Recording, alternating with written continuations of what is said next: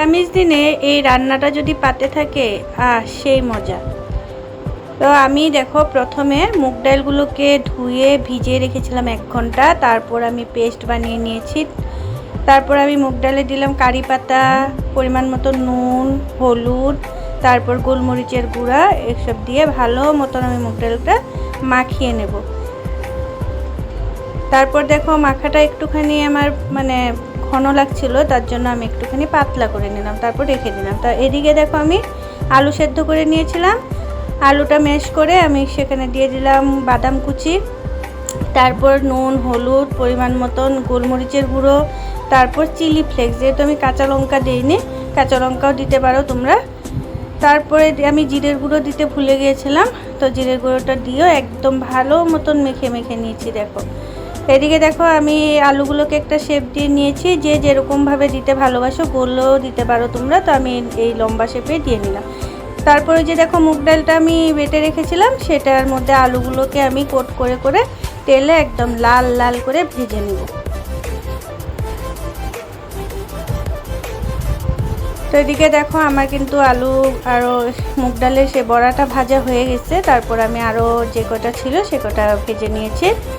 ওই কড়াইতে আবার পরিমাণ অল্প তেল দিয়ে ফোড়নে দিয়ে দিলাম গোটা গরম মশলা আর দিয়ে দিলাম গোটা জিরে, দিয়ে তারপর এখানে পেস্ট বানিয়ে রেখেছিলাম টমেটো, আদা, কাঁচা লঙ্কা, তারপর জিরের গুঁড়ো, ধনে গুঁড়ো সব একসাথে দিয়ে আমি একটা পেস্ট বানিয়ে নিয়েছিলাম। তো এদিকে দেখো আমি এটাও দিয়ে দিলাম, দিয়ে পরিমাণ মতো নুন, হলুদ দিয়ে ভালো মতন তেল ছাড়া পর্যন্ত কষিয়ে নিয়েছি। তারপর আমি টক দই ফেটিয়ে দিয়ে দিয়েছি, টক দই ফেটিয়ে দিয়ে আর একটু নাড়াচাড়া করে তারপর আমি পরিমাণ মতন সেখানে জল দিয়ে দিব। আর হ্যাঁ, যেহেতু নিরামিষ রান্না তো চিনিটা তো অবশ্যই দিতে হবে, তো চিনিটা দিয়েও আর একটু কষিয়ে নিয়েছি। তারপর আমি দেখো মশলা ধোয়া বাটির জলটা আমি দিয়ে দিলাম। তো জানো তো মশলা ধোয়ার বাটিটার জল দিলে তরকারির স্বাদটা দ্বিগুণ হয়, জানি না, আমার মা ঠাকুমারা বলতো।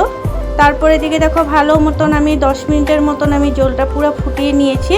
ফুটিয়ে নেওয়ার পর আমি এক এক করে ওই যে বড়াগুলো ভেজেছিলাম সেটা দিয়ে দেবো, দিয়ে ভালো মতন বেশিক্ষণ করতে লাগবে না, 2 মিনিটের মতন ঝোলের সাথে উতলিয়ে তারপর আমি দেখো গরম মশলা বেটে রেখেছিলাম, যেহেতু আমার কাছে গুঁড়া গরম মশলা ছিল না, তো বেটে রেখেছিলাম সেটাই দিয়ে দিলাম। দিয়ে আর একটু নাড়াচাড়া করে, আর নিরামিষ রান্না একটু তো ঘি দিলে ভালোই লাগে তাই না, তো একটুখানি আমি ঘি দিয়ে দিয়েছি। ঘি না দিলেও হয়, কোনো ইসে নেই, এমনিতেই রান্নাটা খুব স্বাদ হয়, তো তাও একটু গন্ধের জন্য।